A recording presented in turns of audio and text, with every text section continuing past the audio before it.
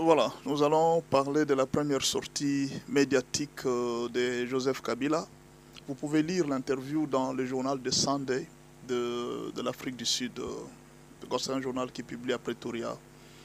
Alors, la première inquiétude de Joseph Kabila, c'est de voir pourquoi l'Afrique du Sud doit s'engager aux côtés de la RDC pour une lutte militaire. Kabila est déçu de l'Afrique du Sud. Un grand pays comme l'Afrique du Sud ne devrait pas s'engager dans les aventures de Félix Tshisekedi. Kabila est déçu un peu de l'Afrique du Sud pour avoir engagé la SADC pour soutenir Félix Tshisekedi militairement.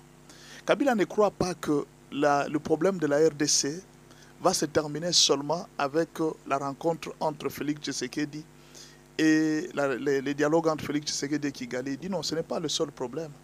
Il faudra beaucoup plus que l'Afrique du Sud aide Félix Tshisekedi vers la voie de la démocratie. Parce que depuis un certain moment, le président Félix Tshisekedi est parti loin. Il est parti dans ce qu'on appelle la dictature, parce qu'il appelle tyran. Il dit il y a des chefs religieux qui sont renvoyés en exil, des politiciens, des opposants politiques renvoyés en exil, et il n'y a personne qui est tranquille à cause de la dictature de M. Félix Tshisekedi. Et en plus de ça, Kabila regrette que la société, donc il y a un grogne social à cause de la mauvaise gestion du pays. Tout ça parce que Félix Tshisekedi avait refusé ce qu'on appelle les pactes de Sun City, où il y avait les dialogues inter-congolais. Et ces pactes avaient conduit le pays vers la démocratie et vers une alternance politique. Mais depuis que Félix est arrivé au pouvoir, il est allé très loin de la démocratie. Alors, s'il faut croire que la guerre ou bien le pays va être en paix à cause de la fin de M23, c'est une erreur. La RDC est en train d'aller vers l'implosion. La RDC est en train d'aller vers l'implosion. La RDC est en train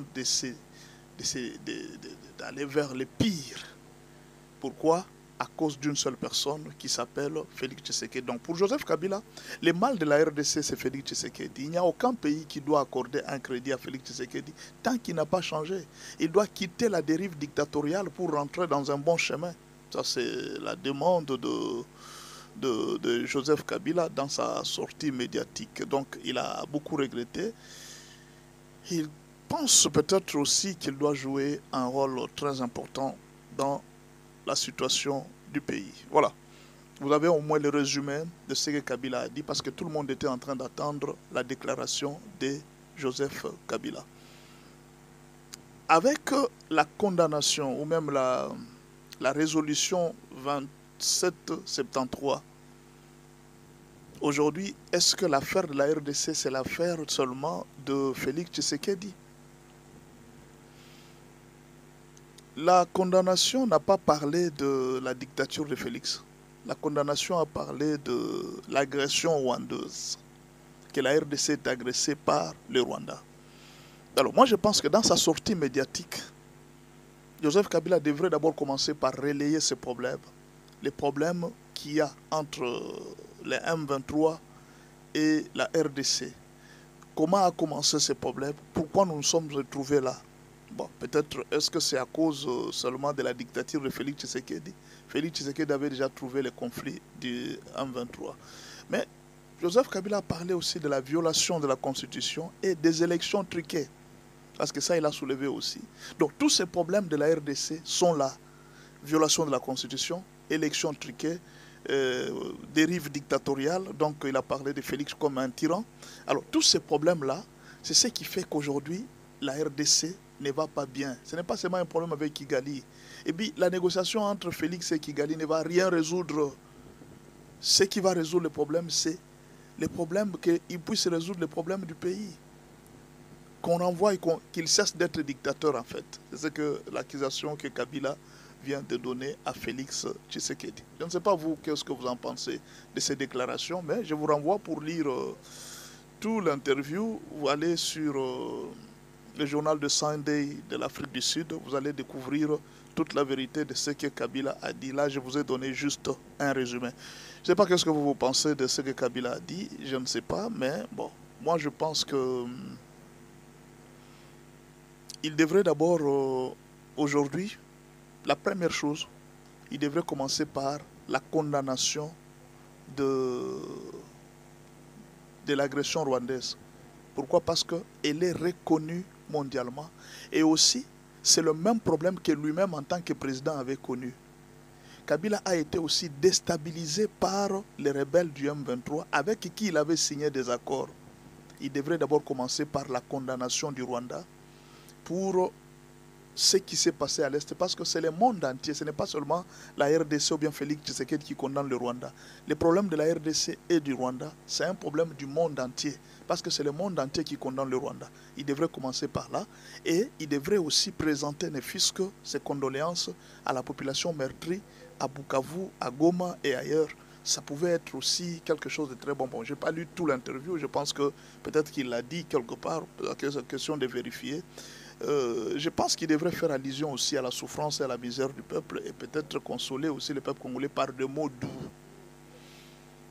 Tshisekedi n'est pas le seul responsable de tout ce qui arrive au Congo. Tshisekedi a hérité un problème. Par exemple, le brassage. Il a trouvé des soldats rwandais au sein de l'armée. Il a trouvé tout ça. Ce n'est pas aujourd'hui, parmi les problèmes que la RDC est en train de connaître, ce n'est pas seulement un problème social. Il y a aussi un problème du brassage qui fait connaître aujourd'hui des revers terribles au niveau de la RDC. Donc il y a eu un héritage qui n'a pas été très bien, que Félix Tshisekedi a hérité. Bien sûr que dans le gouvernement Félix, tout ce que Kabila a dit, ce n'est pas totalement faux. Il y a eu aussi beaucoup de choses qui n'ont pas été très bonnes, notamment dans la gestion. La population aussi s'est beaucoup inquiétée sur la gestion, sur la façon dont certains ministres, certaines personnes sont en train de gérer les deniers publics. Ça, il y a eu quelque part un grogne social. Tout ce que Kabila a dit n'est pas faux. Mais je pense qu'en tant qu'ancien président, il devrait beaucoup plus aussi s'intéresser à tout ce qui se passe dans le pays. Ce n'est pas seulement aujourd'hui, votre première sortie médiatique directement sur Félix. Oui, il fallait voir aussi les problèmes qui se passent dans les pays, l'agression de la RDC, ce qui se passe, et tout ça commençait par condamner aussi les Rwandais. Ça pouvait être quelque chose de bien pour montrer quand même que c'est un souci du pays, parce que tout le monde en parle, même la communauté internationale est en train d'accuser les Rwandais. Mais comment est-ce que toi, tu es politicien congolais, tu peux parler, faire une interview et une première sortie depuis des années sans condamner le Rwanda? Je pense qu'il devrait commencer par ça, parce que le monde entier en parle. Bon, je crois que aussi les politiciens congolais doivent profiter de tout ce qui se passe au pays pour avoir un peu de popularité. Je donne l'exemple de Jean-Marc Abound. Il va sortir de la prison, peut-être. Il est déjà sorti. Il est libéré. Mais avant de commencer sa politique, il ne doit pas directement commencer la politique contre Félix, non. Il faut commencer la politique pour être tout près de la population. Par exemple, condamner les Rwandais, condamner ce qui se passe à l'Est. Vous commencez par ça.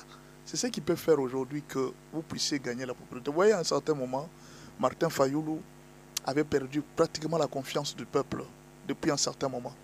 Mais quand il a repris à parler, à condamner les Rwandais, c'est-à-dire aujourd'hui, la population congolaise a beaucoup plus besoin de la paix que de tout ce qu'on peut lui dire par ailleurs. Bien que nous avons besoin de l'argent, nous avons besoin de l'emploi, nous avons besoin de tout, mais la priorité congolaise à l'heure actuelle, c'est la paix à l'Est. Tous les Congolais en souffrent sérieusement. La priorité congolaise aujourd'hui, c'est qu'on ne prenne pas l'air terre par le voisin. Quand vous êtes politicien et que vous arrivez, vous commencez la politique, la première chose que vous devez faire, c'est d'abord entrer dans les soucis du peuple. Condamner ce que le peuple condamne. Constater ce que le peuple constate. Ce n'est pas la bataille de Félix Tshisekedi. C'est la bataille du peuple congolais. Regardez les Ouazalendo qui se battent. Parfois, ils boudent le président. Parfois, ils peuvent dire, mais monsieur le président, on ne nous soutient pas, on nous abandonne, tout ça, nos militaires. Ils ne sont pas toujours d'accord avec tout ce que le président fait. Mais en totalité, ils continuent quand même.